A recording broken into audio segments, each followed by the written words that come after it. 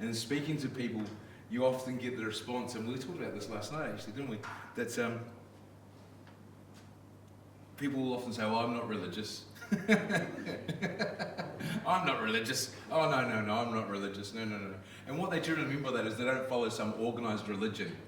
I don't belong to a church or go to a mosque or something like that. I don't follow a whole bunch of rules, is what they really mean. But what they definitely don't mean is that they don't mean that I don't worship something. Because everybody worships something. Everybody worships. It's just the reality. We are hardwired, we are made, created, and designed for a relationship with God. We are made to worship. We are made for it. And if we ain't worshiping God, we're going to be worshiping something. It's just the reality. We can't avoid it. Our hearts are bent in that direction. So if we're not worshiping God, we're going to be worshiping something. Everyone worships something. And if you want to know what you worship, just ask yourself these questions. What do I spend my time on? What do I spend my life on? What do I give my attention to? What do I sacrifice my money for? You see, we all worship something and we're all sacrificing. We are making sacrifices to that which we worship. We are sacrificing our lives to that which we worship. We're all worshiping something. It's the desire of our hearts to determine what we worship.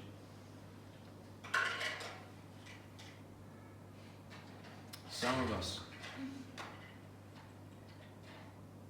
are so enamored with the idea of acceptance, belonging, that we'll do anything to get it. We'll sacrifice, we'll make any sacrifice, we'll pay any price in order to have it, in order to get it, in order to gain it.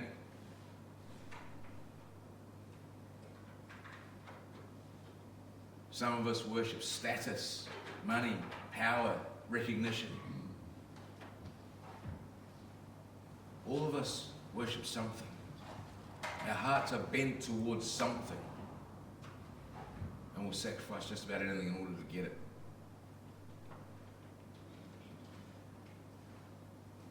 Here's the hard truth, folks. Here's the hard truth. That when your worship, when the object of your worship is something other than God, you put an enormous amount of weight. In fact, you put the weight of your entire life on that which you worship. So far, so good? So when we worship something, we put the entire weight of our lives on that thing. And if the object of our worship is not God, it will not hold the weight of our lives. We put the weight of our entire lives on the thing that we worship, and if it isn't God, we will crush whatever it is we worship. We will crush it. Let me give you an example. Some of us worship relationship, we worship love, we have that deep longing, that deep desire to love and be loved.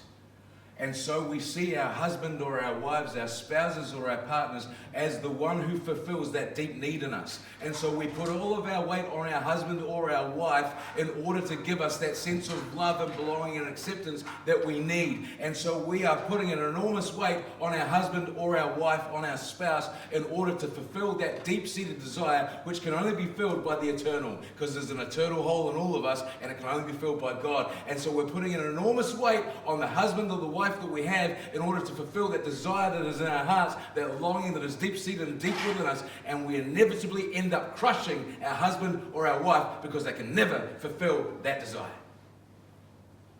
Do you see that? Let's take it a little bit further.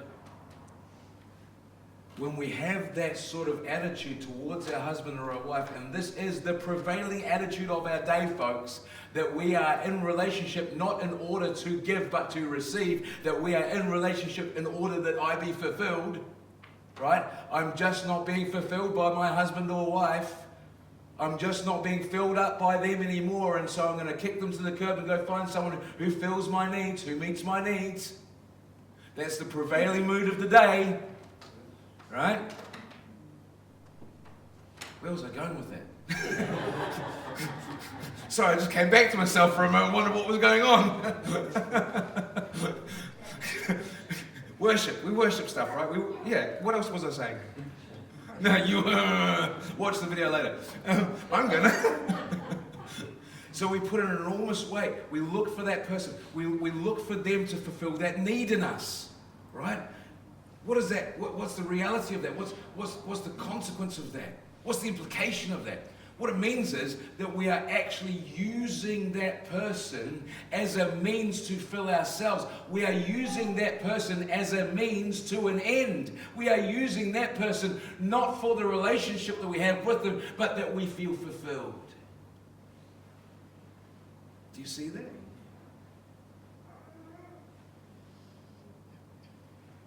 And so what we love is not them at all.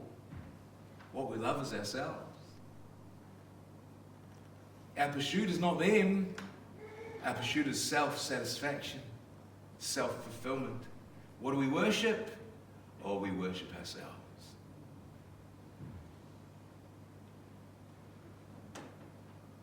We worship ourselves. If you don't worship God, if you're not worshiping God, you will ultimately, in any way, shape or form, in any number of ways, shapes and forms, end up worshiping yourself.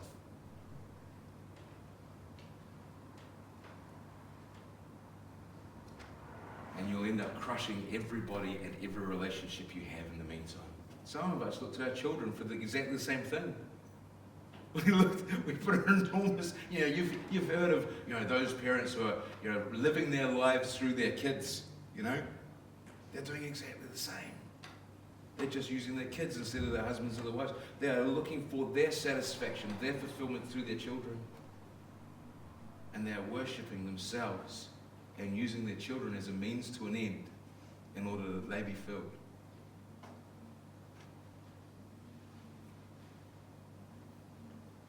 I'm trying to remember the quote. It was either Augustine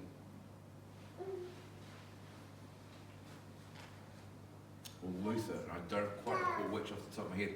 But either one of them said, it's very true. They said, whatever you idolize, whatever idol you create as a false object of worship, whatever you idolize, you will eventually demonize. Because you'll crush it. You'll find that it does not bear the weight of your worship. It cannot bear the weight of your worship.